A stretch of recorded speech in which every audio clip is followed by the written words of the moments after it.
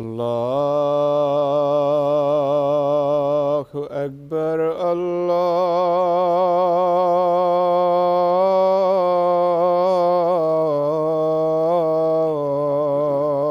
الله أكبر الله أكبر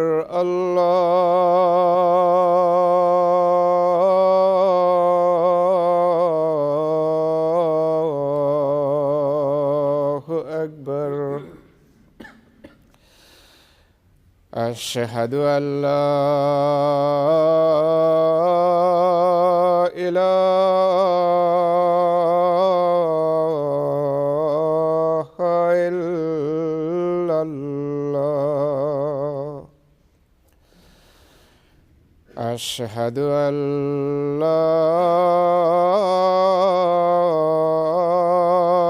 إله إلا الله. أشهد أن محمدًا رسول الله.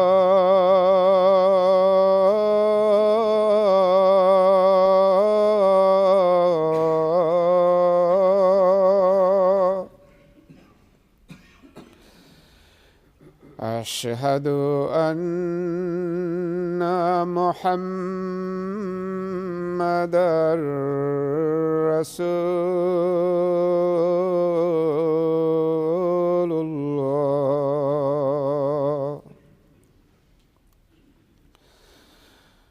حي على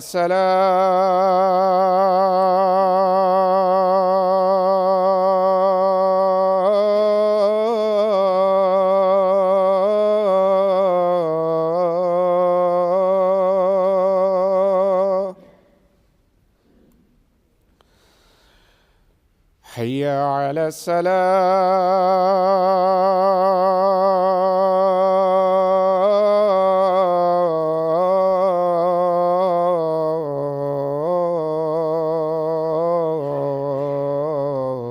الصلاة. حي على الفلاح.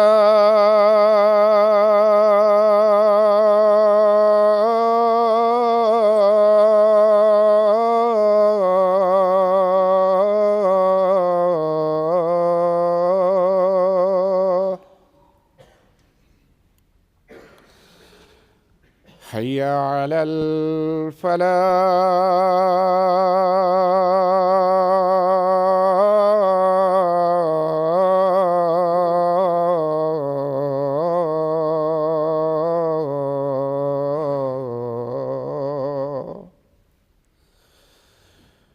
الله أكبر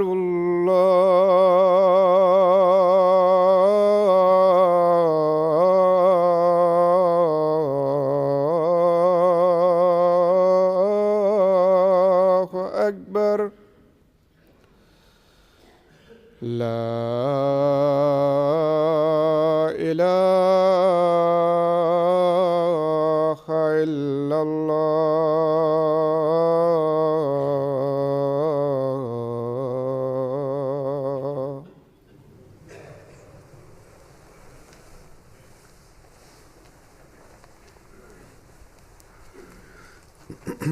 السلام عليكم ورحمة الله.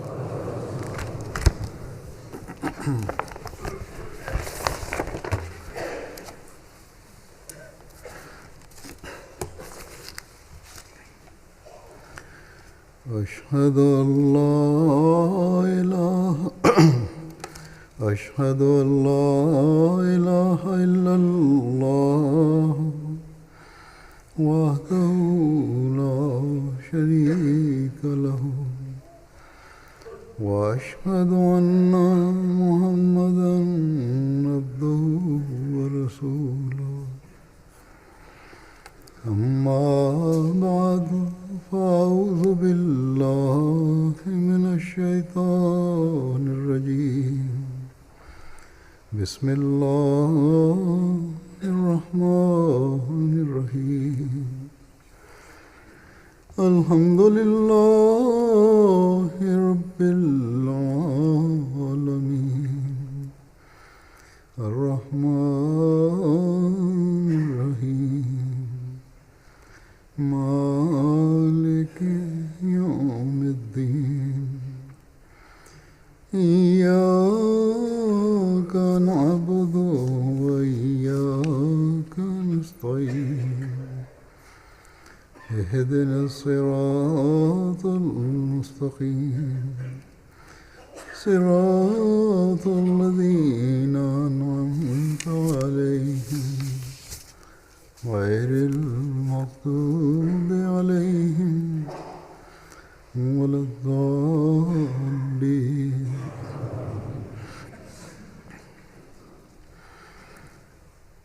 رمضان کا مبارک مہینہ آیا اور تیزی سے گزر بھی گیا.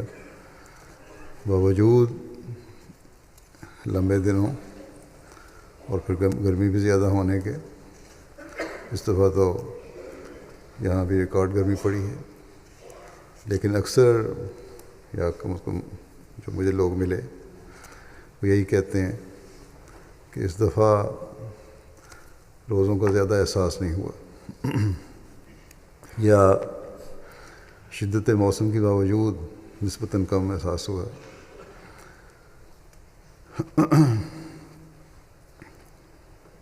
لیکن صرف اتنا ہی کافی نہیں ہے کہ ہم کہیں کہ روزے اس دفعہ غیر معمولی طور پر آسانی سے گزر گئے، آرام سے گزر گئے. اگر گزر گئے تو یہ اللہ تعالیٰ کا فضل ہے جو ہم پر ہوا کہ ہمیں اس نے ان دنوں میں سے آرام سے گزار دیا. یا اگر تھوڑا سا بھوک پیاس کا احساس بھی ہوا تو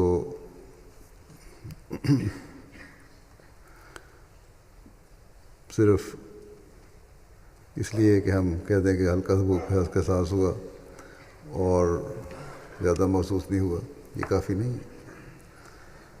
بلکہ ہمیں اپنا جائزہ لینے کی چاہیے. ہمیں یہ دیکھنا چاہیے کہ ہم نے اللہ تعالیٰ کے ان بابرکت ایام میں کیا حاصل کیا.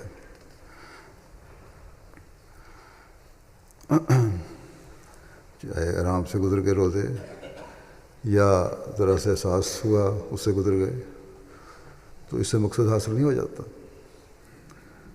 مقصد تبھی حاصل ہوگا جب ہم یہ دیکھیں، اپنا جائزہ لیں کہ ہم نے حاصل کیا کیا.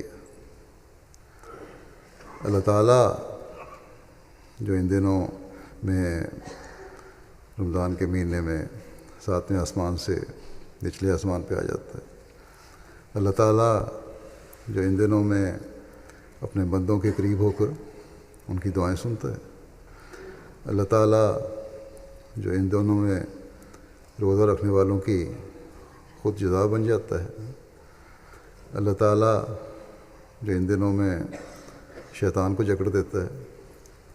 ہم نے اللہ تعالیٰ کے ان فضلوں اور اس کے کی رحمتوں سے فائدہ اٹھانے کے لیے کیا کیا،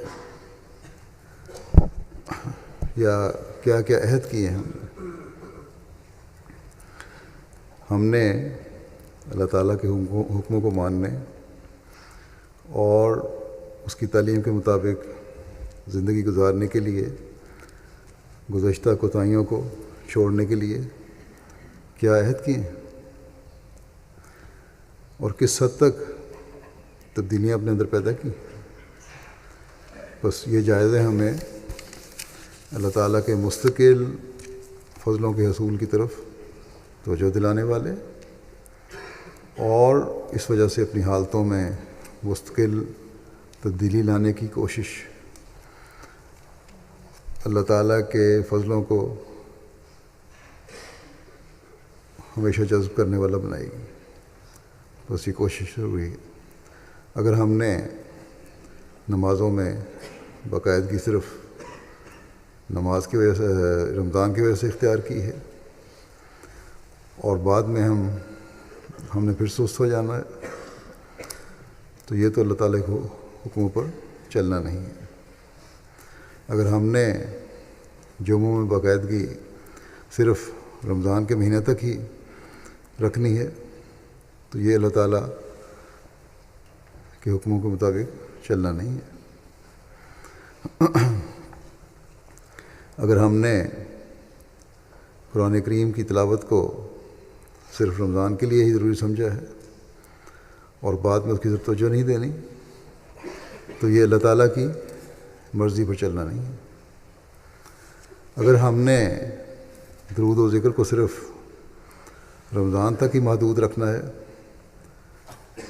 تو صرف یہ بات تو اللہ تعالیٰ ہم سے نہیں چاہتا۔ اگر ہم نے اپنے اخلاق اور دوسری نیکی کی باتوں کو صرف رمضان تک ہی مجبوری سمجھ کر کرنا ہے تو یہ تو اللہ تعالیٰ ہم سے نہیں چاہتا۔ رمضان تو آتا ہے ایک ٹریننگ کیمپ کے طور پر۔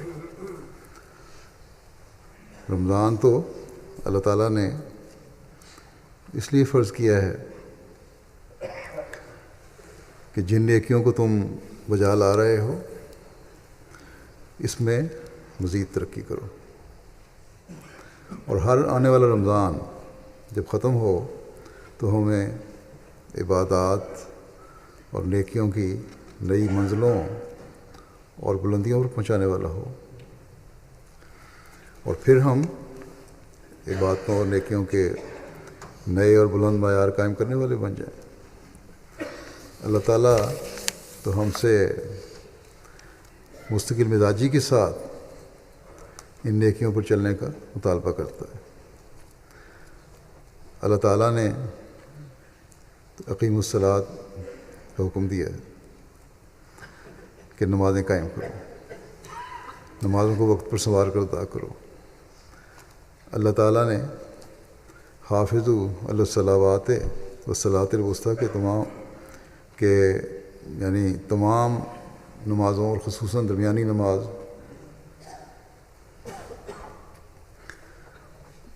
کا پورا خیال رکھو، یہ حکم دیا ہے۔ اور ہر مسلمان جانتا ہے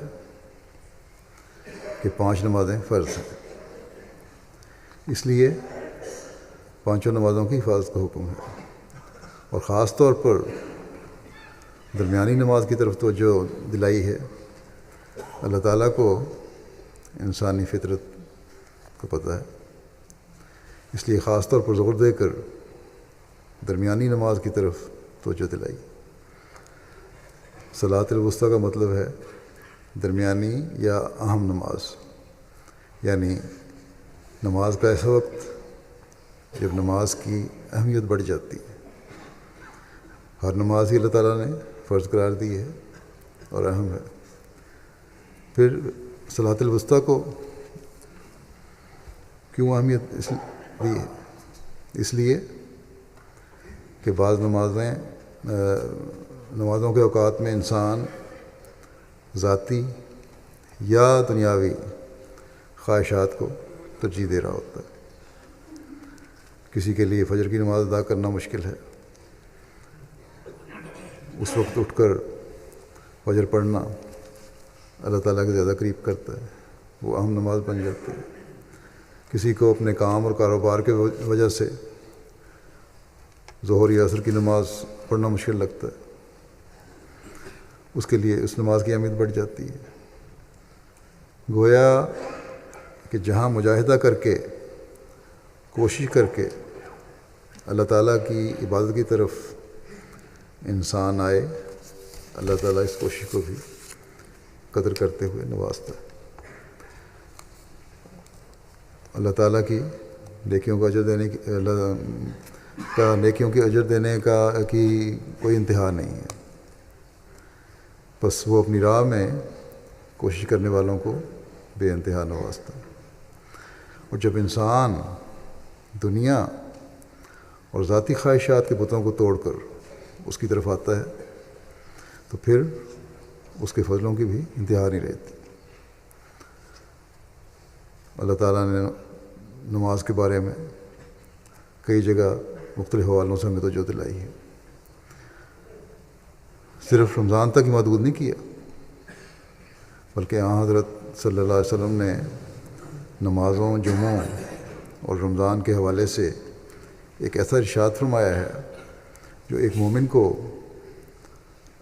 اور ایک ایسے شخص کو جو اللہ تعالیٰ کا خوف دل میں رکھتا ہو ہر وقت سامنے رکھنا چاہیے۔ آپ صلی اللہ علیہ وسلم نے فرمایا کہ 5 نمازیں، جمعہ اگلے جمعہ تک اور رمضان اگلے رمضان تک، ان کے درمیان ہونے والے گناہوں کا کفارہ بن جاتا ہے، جب تک کہ وہ بڑے گناہوں سے بچتا رہے۔ بس یہاں کھول کر بیان فرما دیا کہ 5 نمازیں کفارہ بنتی ہیں اس وقت جب انسان اپنی پوری کوشش کر کے 5 نمازیں اپنے وقت پر ادا کرے، اور ہر نماز کے درمیان کا جو وقفہ ہے اس میں گناہوں سے بچنے کی کوشش کرتا رہے۔ اگر چھوٹی موٹی کمزوریاں ہوں گی تو اللہ تعالیٰ انہیں معاف فرما دے گا، بشرطے کہ نماز وقت پر اس کا حق ادا کرتے ہوئے ادا کی جائے۔ پھر اسی طرح ہر جمعے کی اہمیت بھی واضح کر دی کہ 5 نمازوں کی جس طرح اہمیت ہے، انہیں وقت پر ادا کرنے کا جس طرح حکم، اور ادائیگی کی صورت میں جس طرح اللہ تعالیٰ اپنے فضل سے چھوٹے گناہوں کو معاف فرما دیتا ہے، بلکہ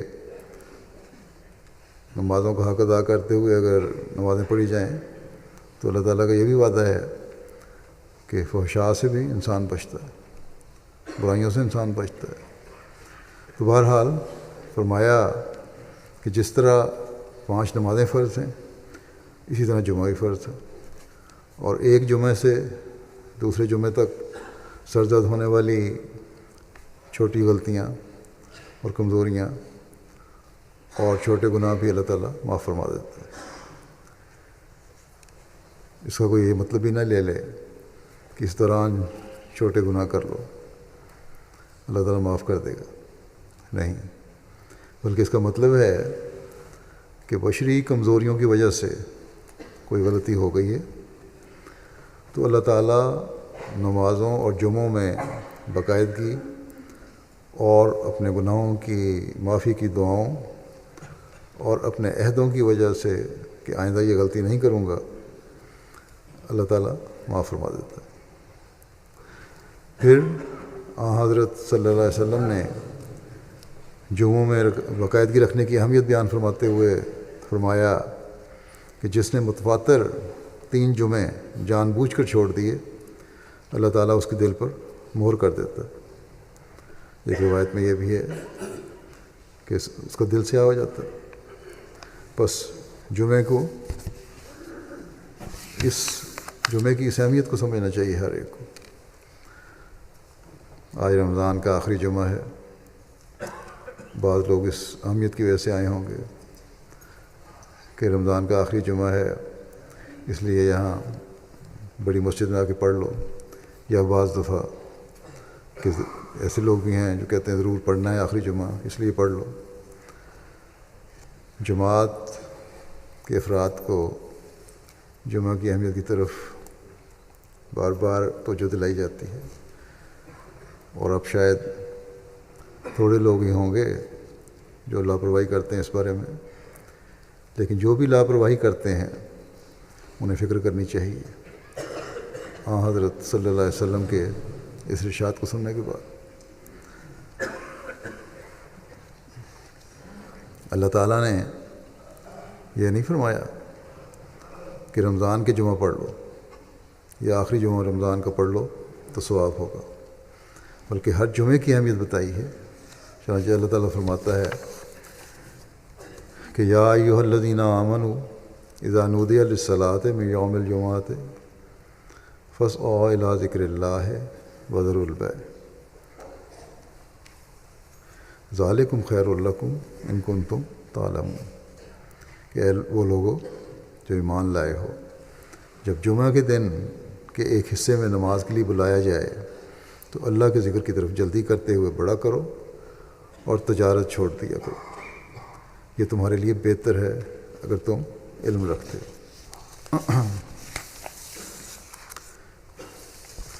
بس مومن کو یہ حکم ہے، ایمان لانے کا دعویٰ کرنے والے کو یہ حکم ہے کہ ہر جمعے کی نماز کا خاص اہتمام کرو اور اپنی تجارتیں، اپنے کام، اپنے کاروبار چھوڑ دو.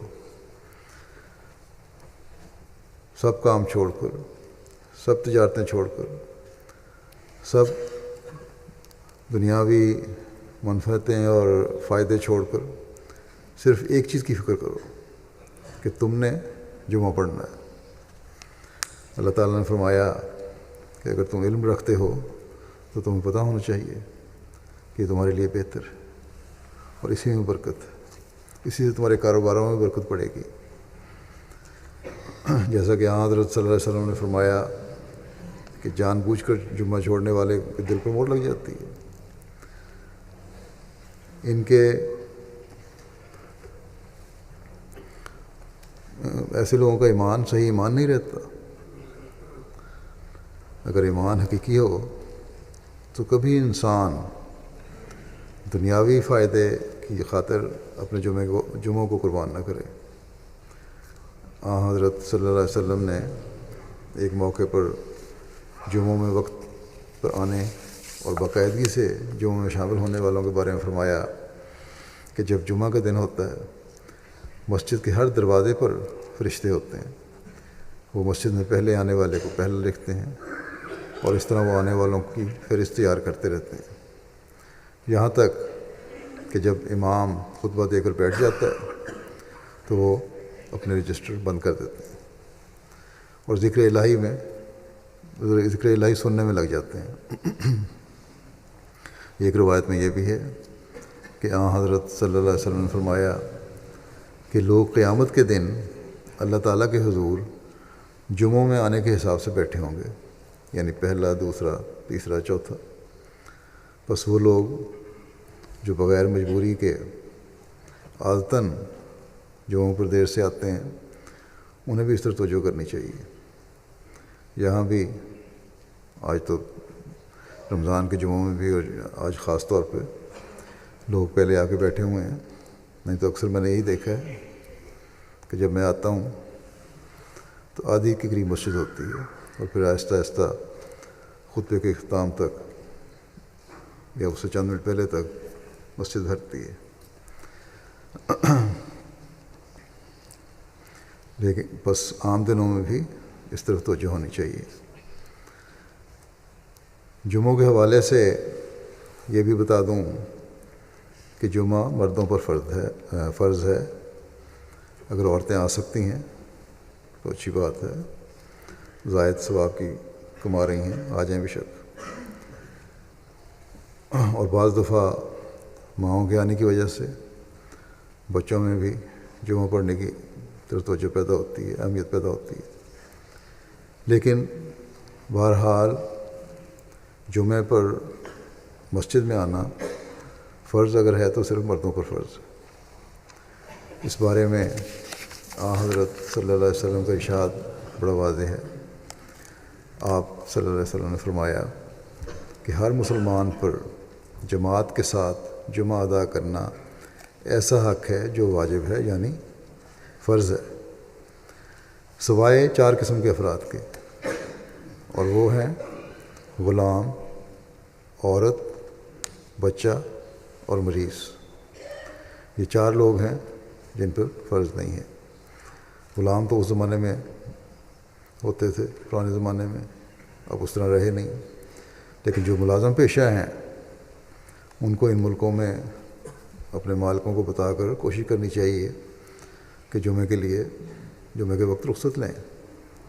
بعض لوگوں نے کوشش کی اور انہیں اجازت مل بھی گئی، اور اگر مجبوری ہو تو پھر تلاش کرنی چاہیے احمدیوں کو، قریب کوئی احمدی ہوں تو 3-4 اکٹھے ہو کر جمعہ پڑھ لیا کریں.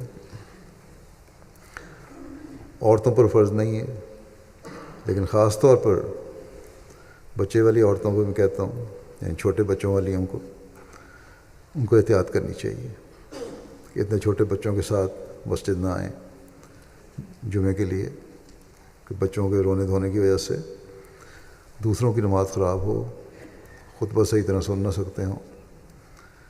ہاں عید پر آنا ہر ایک کے لیے ضروری ہے، ہر عورت کے لیے، مرد کے لیے، بچے کے لیے، اس میں ضرور شامل ہونا چاہیے۔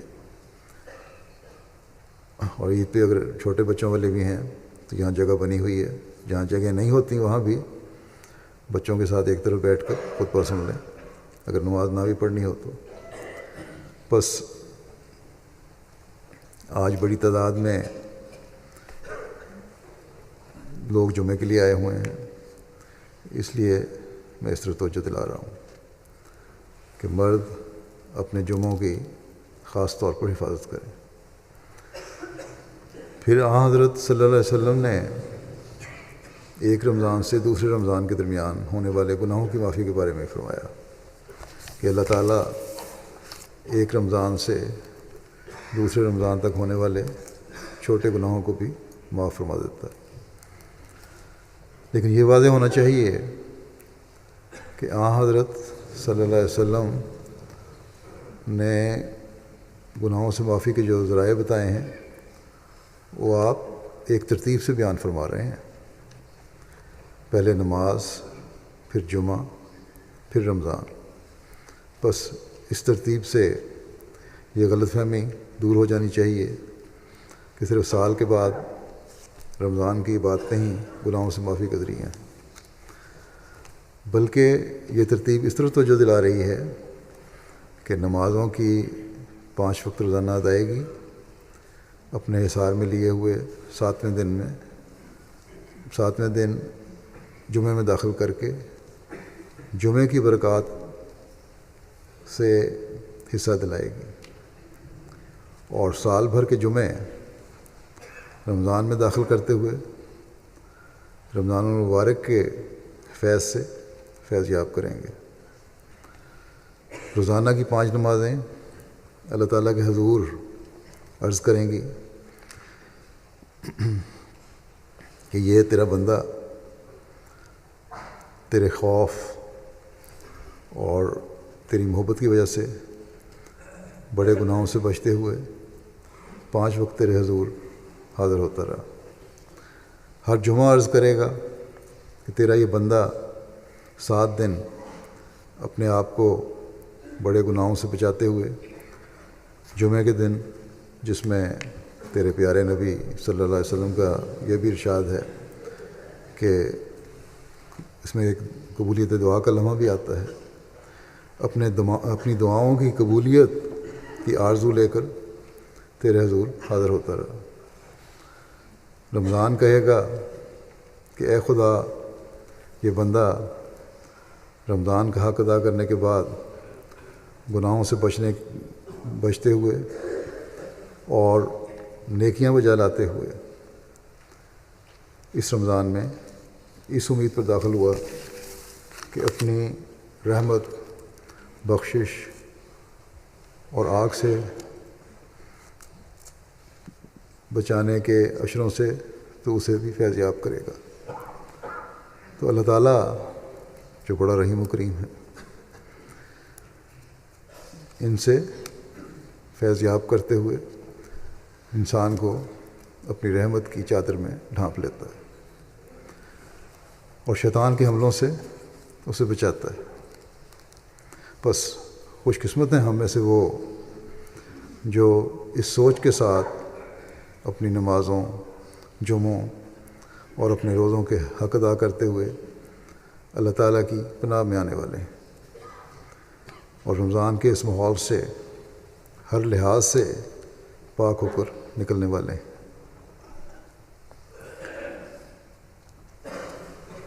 ایسی پاکیزگی جو ہمیشہ کے لیے اللہ تعالیٰ کی عبادت کا حق ادا کرنے والا بنانے والی ہے، یہ بناتی ہے۔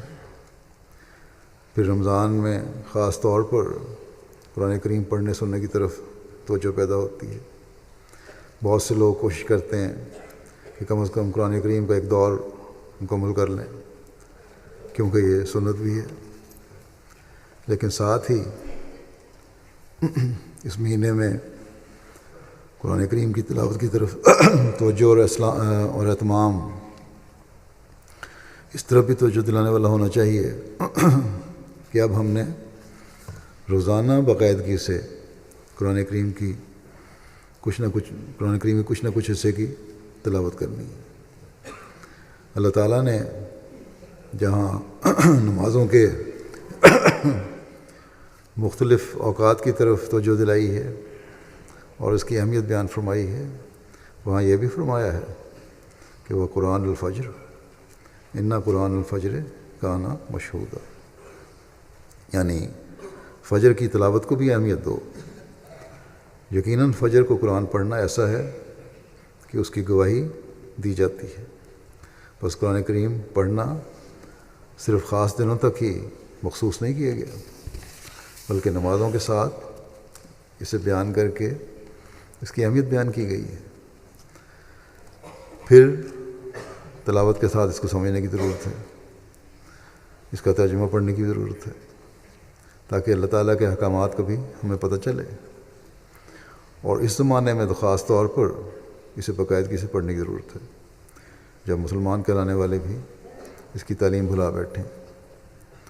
پھر حضرت مسیح علیہ الصلوۃ والسلام نے بھی اس پر توجہ دلاتے ہوئے فرمایا کہ جو لوگ قرآن کو عزت دیں گے وہ آسمان پر عزت پائیں گے۔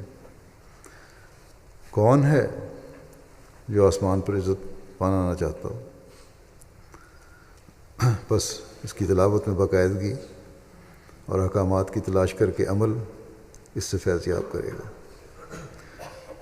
اسی طرح اللہ تعالیٰ نے فرمایا ہے کہ اگر تم فلاح اور کامیابی چاہتے ہو تو میرے ذکر سے اپنی زبانوں کو تر رکھو۔ جمعہ کی نماز کے بعد جب فارغ ہو جاؤ تو پھر اپنے اللہ تعالیٰ کا ذکر کرو، اس کو یاد رکھو، اسے تمہیں کامیابی ملے گی۔ بس قرآن کریم کی تلاوت کی اس اہمیت کو ہمیشہ پیش نظر رکھتے ہوئے اب قرآن کریم کی تلاوت میں کبھی سستی نہیں ہونی چاہیے۔ اسی طرح ذکر الہی کی طرف بھی ہماری جو توجہ پیدا ہوئی ہے، اس کا فائدہ تبھی ہے جب ہم اب رمضان کے بعد بھی اسے جاری رکھیں۔ اسی طرح دوسری نیکیاں اور اخلاق ہیں۔ ہم احمدی خوش قسمت ہیں کہ ہمیں اللہ تعالیٰ نے حضرت مسیح علیہ الصلوۃ والسلام کی بیعت میں آنے کی توفیق عطا فرمائی، اور آپ علیہ السلام نے ہر موقع پر اور ہر طرح سے ہماری اصلاح اور ہمیں سیدھے راستے پر چلانے اور ہمارا رخ ہمیشہ اللہ تعالیٰ کی ذات کی طرف رکھنے اور اللہ تعالیٰ کے احکام پر عمل کرنے کی طرف رہنمائی فرمائی ہے۔ آپ ہم سے کیا چاہتے ہیں؟ آپ نے بار بار ہمیں فرمایا کہ تم جو میری بیعت میں آئے ہو ہمیشہ عبادتوں کے ذریعے بھی اور اعلیٰ اخلاق کے ذریعے بھی اپنے اندر پاک تبدیلیاں پیدا کرتے چلے جاؤ۔ آپ نے ایک جگہ فرمایا کہ جب تک انسان پاک دل اور صدق و خلوص کے تمام ناجائز راستوں اور امیدوں کے دروازوں کو اپنے اوپر بند کر کے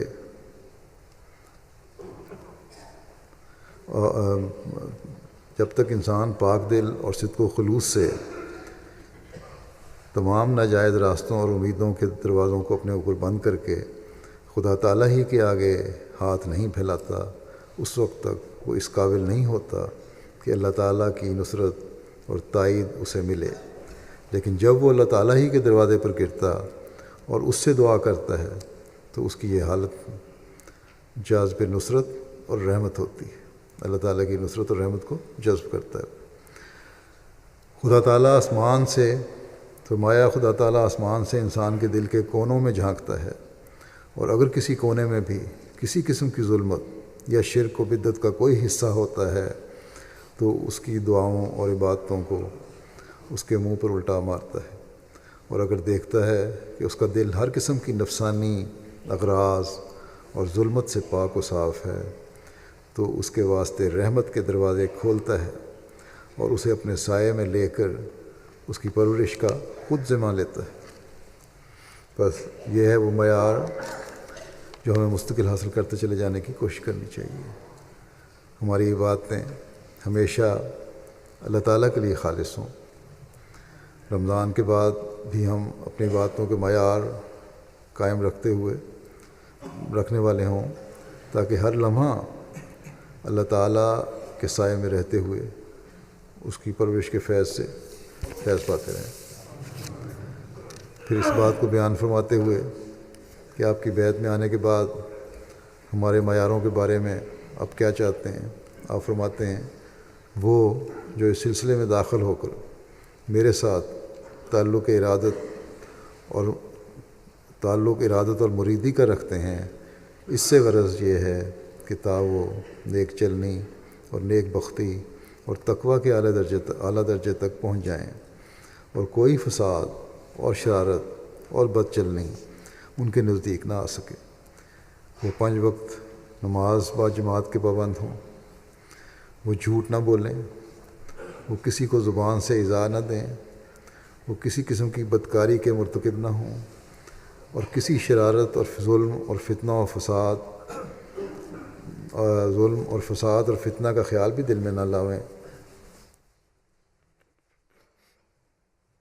تمام نفسانی جذبات اور بے جا حرکات سے مجتنب رہیں، اور خدا تعالیٰ کے پاک دل اور بے شر اور غریب مزاج بندے ہو جائیں۔ پھر آپ فرماتے ہیں ہر ایک شر مقابلے کے لائق نہیں، اس لیے لازم ہے کہ اکثر اوقات اور درگزر کی عادت ڈالو۔ ضروری نہیں ہے کہ ہر لڑائی ہر بات کا جواب دیا جائے۔ اور فرمایا اور صبر اور حلم سے کام لو۔ بس یہ اخلاق اور عادتیں مستقل اپنانے کا حکم ہے۔ لڑائی جھگڑوں سے بچنے کے لیے صرف رمضان میں ہی نہیں کہنا کہ انی صائم ہوں، کہ میں روزے دار ہوں اس لیے میں نے نہیں لڑنا، بلکہ رمضان کی تربیت سے فائدہ اٹھاتے ہوئے اپنی زندگی کو مستقل اعلیٰ اخلاق کے مطابق ہمیں ڈھالنا چاہیے۔ آپ نے اسے مزید کھول کر ایک جگہ بیان فرمایا کہ چاہیے کہ تمہارے دل فریب سے پاک اور تمہارے ہاتھ ظلم سے بری اور تمہارے آنکھیں ناپاکی سے منزہ ہوں، اور تمہارے اندر بجز راستی اور ہمدردی خلائق کے اور کچھ نہ ہو۔ صحیح راستے پہ چلنے والے، مخلوق سے ہمدردی کرنے والے، آنکھیں ہر گندی چیز سے بچنے والی ہوں، یہ ہونا چاہیے۔ آپ نے فرمایا اگر تم اپنی حالت ایسی کر لو جو میں بتا رہا ہوں، اور خدا تم سے چاہتا ہے تو یقیناً سمجھو کہ خدا تمہارا ہی ہے۔ تم سوئے ہوئے ہوگے اور خدا تمہارے لیے جاگے گا، تم دشمن سے غافل ہوگے اور خدا اسے دیکھے گا اور اس کے منصوبے کو توڑے گا۔ بس یہ باتیں ہر وقت سامنے رکھنے کی ضرورت ہے۔ یہ بات آپ نے بار بار بیان فرمائی ہے کہ اگر تم ان باتوں کی طرف توجہ نہیں کرتے تو صرف بیعت تمہارے لیے کافی نہیں۔ آپ نے جس فکر کے ساتھ اپنے ماننے والوں کے سامنے لایا عمل رکھا ہے وہ بھی اس میں سے بعض حصے میں پیش کرتا ہوں۔ ہر ایک خود ہی جائزہ لے سکتا ہے کہ کس حد تک ہم نے اس پر عمل کیا ہے یا عمل کرتے ہیں۔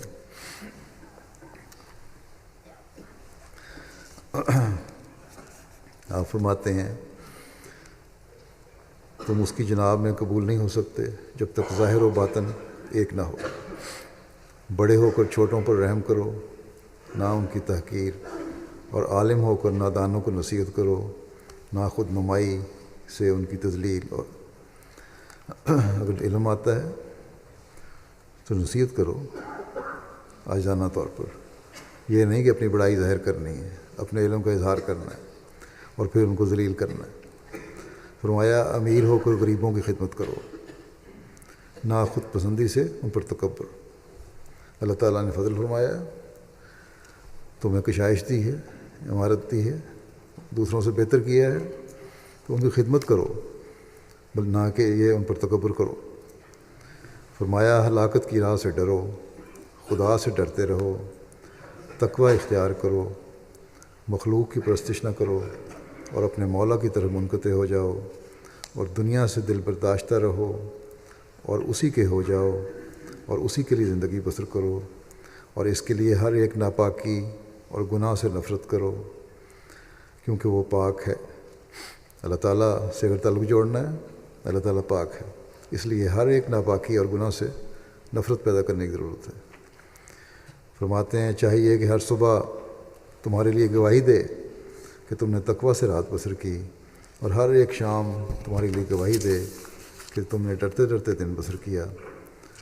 فرماتے ہیں کہ دنیا کی لعنتوں سے مت ڈرو کہ وہ دھوئیں کی طرح دیکھتے دیکھتے غائب ہو جاتی ہیں، اور وہ دن کو رات نہیں کر سکتی، بلکہ تم خدا کی لعنت سے ڈرو جو آسمان سے نازل ہوتی ہے اور جس پر پڑتی ہے اس کی دونوں جہان میں بے کنی کر جاتی ہے۔ اب فرماتے ہیں تم ریاکاری کے ساتھ اپنے تئیں بچا نہیں سکتے۔ یہ نہیں ہے کہ دکھاوے کے طور پر کچھ کر دو تو تم بچا لو گے اپنے آپ کو، کیونکہ وہ خدا جو تمہارا خدا ہے اس کی انسان کے پاتال تک نظر ہے، اندر دل کی گہرائیوں تک جانتا ہے اللہ تعالیٰ کو۔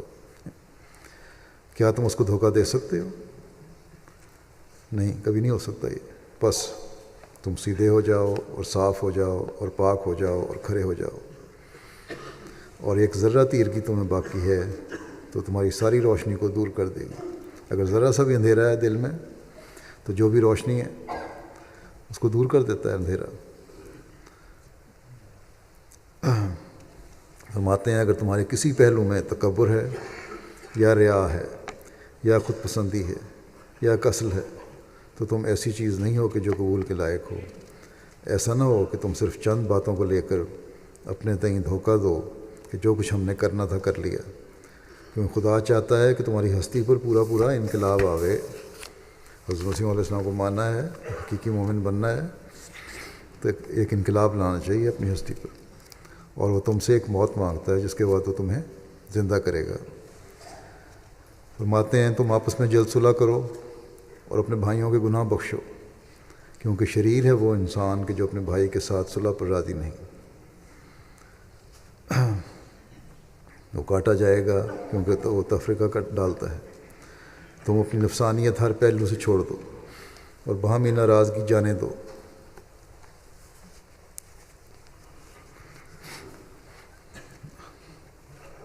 ذاتی انا اور نفسانیت کو چھوڑو اور آپس میں اس وجہ سے ناراضگیاں نہ پیدا کرو، اور سچے ہو کر جھوٹے کی طرح تذلل کرو تا تم بخشے جاؤ۔ فرماتے ہیں کہ نفسانیت کی فربہی چھوڑ دو کہ جس دروازے کے لیے تم بلائے گئے ہو اس میں سے ایک فربہ انسان، موٹا انسان داخل نہیں ہو سکتا، کیوں کیا ہی بدقسمت وہ شخص ہے جو ان باتوں کو نہیں مانتا جو خدا کے منہ سے نکلیں اور میں نے بیان کیں۔ فرماتے ہیں جو ان باتوں کو نہیں مانتا جو خدا کے منہ سے نکلیں اور میں نے بیان کیں۔ تم اگر چاہتے ہو کہ آسمان پر تم سے خدا راضی ہو تو تم باہم ایک ایسے ہو جاؤ جیسے ایک پیٹ میں سے دو بھائی۔ تم میں سے زیادہ بزرگ وہی ہے جو زیادہ اپنے بھائی کے گناہ بخشتا ہے، اور بدبخت ہے وہ جو ضد کرتا ہے اور نہیں بخشتا، سو اس کا مجھ میں حصہ نہیں۔ اور فرماتے ہیں بدکار خدا کا قرب حاصل نہیں کر سکتا، متکبر اس کا قرب حاصل نہیں کر سکتا، ظالم اس کا قرب حاصل نہیں کر سکتا، خائن اس کا قرب حاصل نہیں کر سکتا، اور ہر ایک جو اس کے نام کے لیے غیرت مند نہیں اس کا قرب حاصل نہیں کر سکتا۔ آپ فرماتے ہیں ہر ایک ناپاک آنکھ اس سے دور ہے، ہر ایک ناپاک دل اس سے بے خبر ہے۔ وہ جو اس کے لیے آگ میں ہے وہ آگ سے نجات دیا جائے گا، وہ جو اس کے لیے روتا ہے وہ ہنسے گا، وہ جو اس کے لیے دنیا سے توڑتا ہے وہ اس کو ملے گا۔ تم سچے دل سے اور پورے صدق سے اور سرگرمی کے ساتھ سرگرمی کے قدم سے خدا کے دوست بنو تا وہ بھی تمہارا دوست بن جائے۔ تم ماتحتوں پر، اپنی بیویوں پر اور اپنے غریب بھائیوں پر رحم کرو تا آسمان پر تم پر بھی رحم ہو۔ تم سچ مچ اس کے ہو جاؤ تا وہ بھی تمہارا ہو جائے۔ فرمایا کوئی آفت زمین پر پیدا نہیں ہوتی جب تک آسمان سے حکم نہ ہو، اور کوئی آفت دور نہیں ہوتی جب تک آسمان سے رحم نازل نہ ہو۔ سو تمہاری عقل مندی اسی میں ہے کہ تم جڑ کو پکڑو نہ شاخ کو۔ فرمایا تمہارے لیے ایک ضروری تعلیم یہ ہے کہ قرآن شریف کو مہجور کی طرح نہ چھوڑ دو کہ تمہاری اسی میں زندگی ہے۔ خدا قرآن کریم کی تعلیم کو ہمیشہ پکڑ کے رکھو۔ جو لوگ قرآن کو عزت دیں گے، فرماتے ہیں جو لوگ قرآن کو عزت دیں گے وہ آسمان پر عزت پائیں گے۔ جو لوگ ہر ایک حدیث اور ہر ایک قول پر قرآن کو مقدم رکھیں گے ان کو آسمان پر مقدم رکھا جائے گا۔ نوع انسان کے لیے روئے زمین پر اب کوئی کتاب نہیں مگر قرآن، اور تمام آدمزادوں کے لیے اب کوئی رسول اور شفیع نہیں مگر محمد مصطفیٰ صلی اللہ علیہ وسلم۔ سو تم کوشش کرو کہ سچی محبت اس جاہ و جلال کے نبی کے ساتھ رکھو اور اس کے غیر کو اس پر کسی نوع کی بڑائی مت دو تا آسمان پر تم نجات یافتہ لکھے جاؤ۔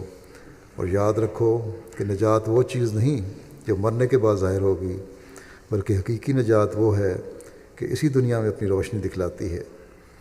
فرمایا نجات یافتہ کون ہے؟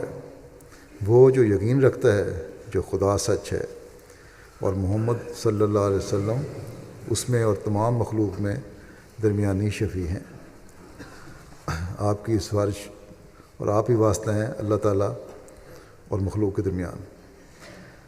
حضرت صلی اللہ علیہ وسلم فرمایا اور آسمان کے نیچے نہ اس کے ہم مرتبہ کوئی اور رسول ہے اور نہ قرآن کے ہم مرتبہ کوئی اور کتاب ہے، اور کسی کے لیے خدا نے نہ چاہا کہ وہ ہمیشہ زندہ رہے مگر یہ برگزیدہ نبی ہمیشہ کے لیے زندہ ہے۔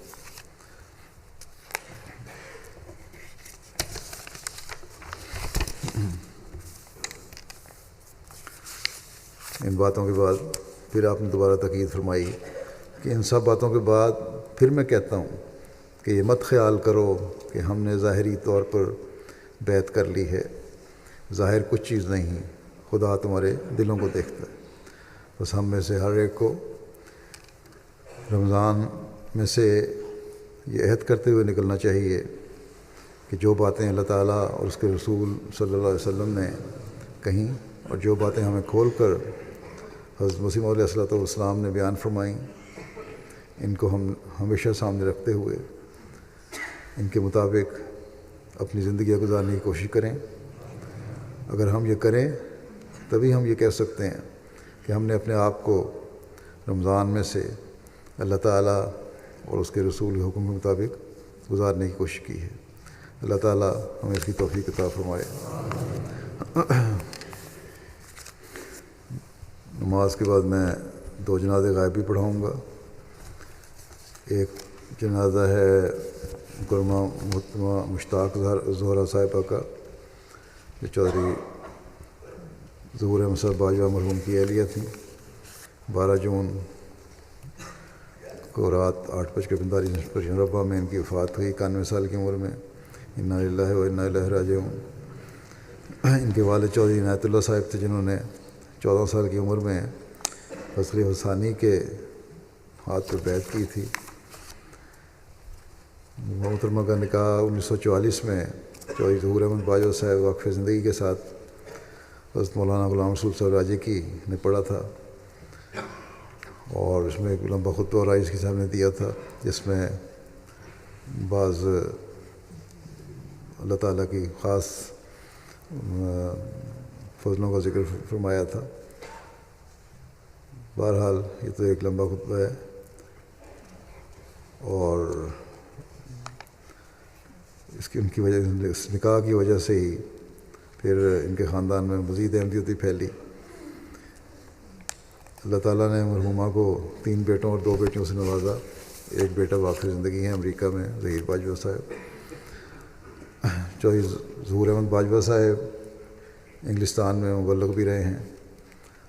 1955 میں ربہ واپس گئے اور پھر نائب ناظر اصلاح و ارشاد مقرر ہوئے، ناظر اطلاعات رہے، ناظر امور عامہ رہے، لمبا عرصہ پرائیویٹ سیکرٹری بھی رہے، اس کے بعد مسیح ثالث کے ناظر تعلیم القرآن بھی رہے، پھر آخر میں وفات کے وقت صدر انجمن احمدیہ بھی تھے۔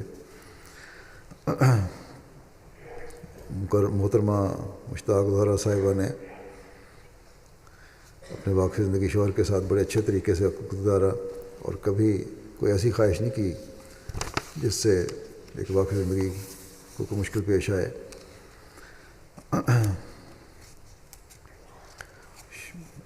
1944 میں ان کی شادی ہوئی، اگلے سال 1945 میں ان کے یہاں بیٹا پیدا ہوا، اور بیٹا 1 مہینے کا تھا تو وہی اسی وقت چوہے ظہور باجوہ صاحب کو لندن بھجوا دیا گیا تبلیغ مبلغ کے طور پر، اور تقسیم ہند و پاکستان جب ہوئی ہے تو باجوہ صاحب یہاں لندن میں تھے، اور یہ ان کی اہلیہ وہیں تھیں، اس وقت بھی ان کو بعض مشکلات سے گزرنا پڑا۔ پھر یہاں 1951 سے 1955 تک ان کی یہ محترمہ باجوہ صاحب کی اہلیہ بھی ظہور باجوہ صاحب کے ساتھ انگلستان رہیں، اور یہاں اس وقت جو مبلغین کے حالات تھے، بہت مالی حالات بھی جماعت کمزور تھے، بڑی مشکل حالات میں گزارا ہوتا تھا، لیکن کبھی انہوں نے کسی کو بھی شکوہ نہیں کیا اور بڑے آرام سے گزارا۔ پھر ربوہ میں پہلے کوارٹروں میں رہتے تھے، پھر اپنے گھر میں انہوں نے گھر بنا لیا ذات الشمالی میں، وہاں رہیں، اور کیونکہ ذمہ دار خاندان کے تھے اس لیے ہر وقت بعض لوگ اسٹوڈنٹ جو ربوہ میں پڑھنے کے لیے آتے تھے ان کے گاؤں کے یا عزیزوں کے، اور دوسرے لوگ ان کے گھر میں رہتے تھے۔ گھر بھی اتنا بڑا نہیں تھا لیکن ہر وقت 15-20 آدمی ان کے گھر میں رہتے تھے، اور ان کی مہمان نوازی بڑے شوق سے کیا کرتی تھیں۔ ان کے بیٹے نے لکھا ہے کہ تہجد کے ساتھ روزانہ آپ کے دن کا آغاز ہوتا تھا، پھر نماز فجر کی ادائیگی کے بعد اونچی آواز میں قرآن کریم کی تلاوت کرنا آپ کا روز کا معمول تھا۔ اس کے بعد جو بھینسیں وغیرہ رکھی تھیں، جانور رکھے ہوئے تھے، میں دودھ پلاتی تھیں، اور پھر جو محلے کے لوگ تھے، غریب لوگ تھے، تو لسی لینے والے آ جاتے، ان کی ایک لمبی قطار ہوتی تھی، ان کو لسی دیتی تھیں، اور اس کے باوجود گھر کو سنبھالنا اور باقی سوشل تعلقات بھی بڑے اچھے تھے ان کے، سارے کام کرنے کے بعد بھی۔ لکھتے ہیں کہ قرآن کریم کے ساتھ آپ کو بہت محبت تھی، اور حضرت سیدہ مریم صدیقہ صاحبہ چھوٹی آپا حرم مستقبل مسیح ثانی رضی اللہ عنہ، ان سے انہوں نے قرآن شریف بھی پڑھا، اور پھر ترجمہ بھی خاص طور پر پڑھا۔ ہمیشہ ہر ایک سے خوش اخلاقی سے پیش آتی تھیں، مہمان نوازی کا پہلے ذکر کر چکا ہوں۔ یہاں بھی جب تھیں تو اتنے فنڈ نہیں ہوتے تھے کہ مہمان نوازی کے لیے کوئی ضیافت کا انتظام نہیں تھا، تو پھر انہوں نے یہاں بیکنگ سیکھی، اور ہر آنے والے کو خود ہی بیکنگ کر کے مہمان نوازی کرتی تھیں اور چیزیں مہیا فرماتی تھیں۔ حنیف محمود صاحب نائب ناظر اصلاح و ارشاد لکھتے ہیں کہ یہ سوانے لکھ رہے تھے چوہے ظہور احمد باجوہ صاحب کے، تو اس تعلق میں ان کے ساتھ رابطہ ہوتا رہا، اور لکھتے ہیں کہ باوجود اس کے کہ محترمہ کافی ذمہ دار خاندان کی تھیں، جب ایک واقعی زندگی سے بیاہ کے اسے گھر میں آئی ہیں تو پھر بڑی معمولی زندگی گزاری، نوکروں کی وہاں اپنے گھر میں کافی ریل پیل تھی اور نوکروں سے کام ہوتے تھے، لیکن یہاں آ کے خود اپنے ہاتھ سے سارے کام کیے، اور لندن میں قیام کے دوران کہتے ہیں واقعہ سناتے ہوئے بیان کرتی تھیں کہ بڑی تنگی سے گزر بسر ہوتی تھی، شدید سردی کے موسم میں نہ گیزر کی سہولت تھی، نہ کمرے گرم کرنے کے لیے ہیٹر ہوتے تھے یا کوئلے میسر تھے، اور بجٹ کے اندر رہتے ہوئے جو بھی کام کرنا ہوتا تھا بڑی مشکلوں سے گزارا تھا، ٹھنڈ میں گزارا کرتے تھے، تھوڑی دیر کے لیے ہیٹنگ کرتے تھے۔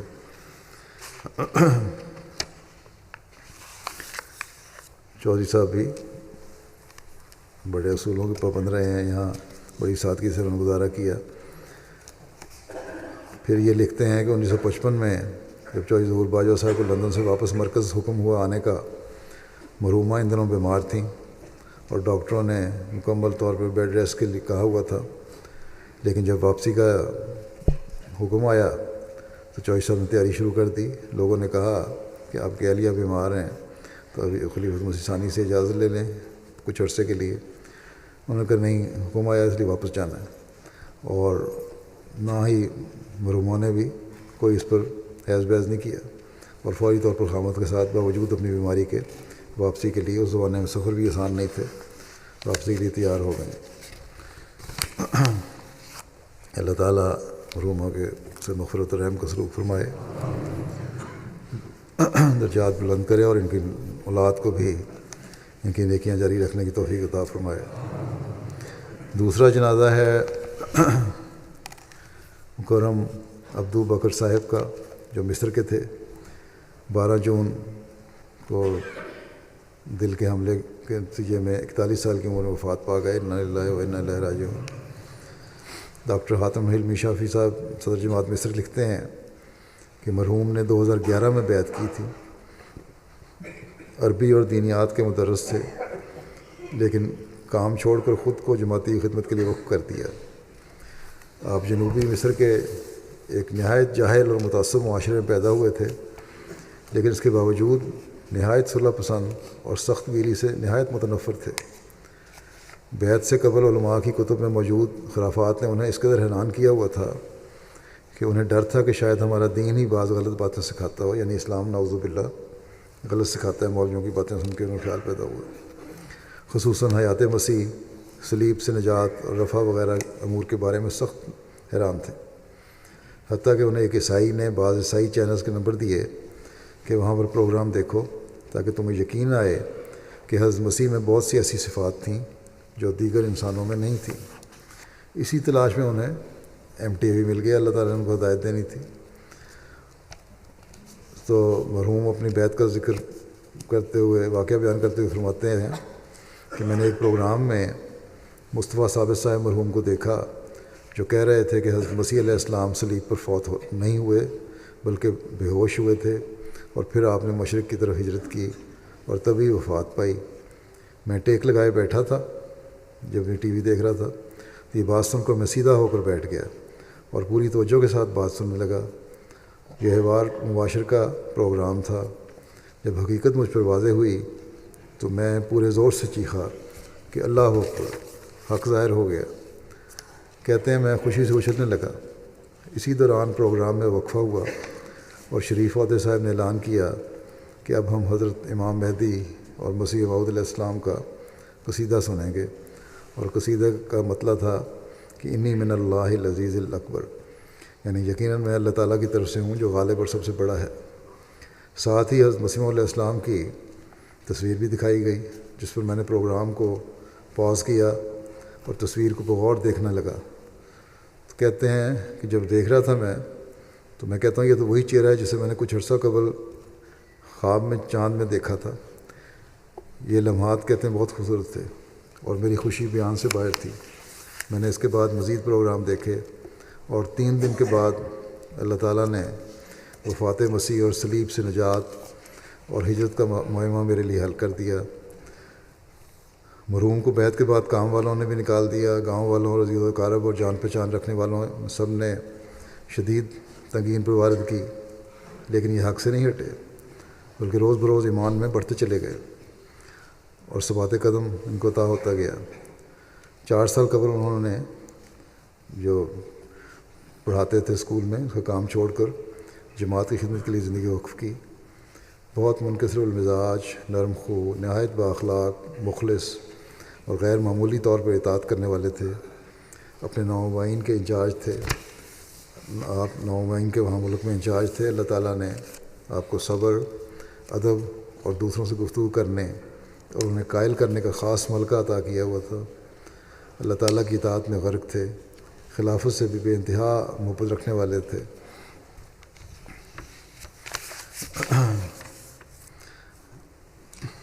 5 سال قبل انہوں نے ایک احمدی خاتون سے شادی کی تھی۔ اب وفات کے وقت اس بیوہ کے علاوہ 4 سالہ بیٹی زینب اور 2 سالہ بیٹا محمد یادگار چھوڑے ہیں۔ ان کا بیٹا ماشاءاللہ وقف نو میں شامل ہے۔ اللہ تعالیٰ ان سے مغفرت اور رحم کا سلوک فرمائے، ان کے درجات بلند فرمائے اور ان کے بیوی اور بچوں کا بھی خود ہی کفیل ہو اور انہیں بھی ان کی نیکیاں جاری رکھنے کی توفیق عطا فرمائے۔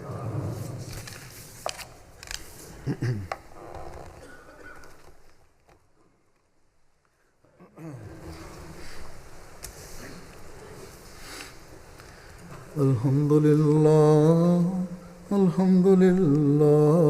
نحمده ونستعينه ونستغفره ونؤمن به ونتوكل عليه ونعوذ بالله من شرور أنفسنا ومن سيئات أعمالنا من يهده الله فلا مضل له ومن يضلل فلا هادي له ونشهد أن لا إله إلا الله ونشهد أن محمدًا عبده ورسوله عباد الله رحمكم الله إن الله يأمر بالعدل والإحسان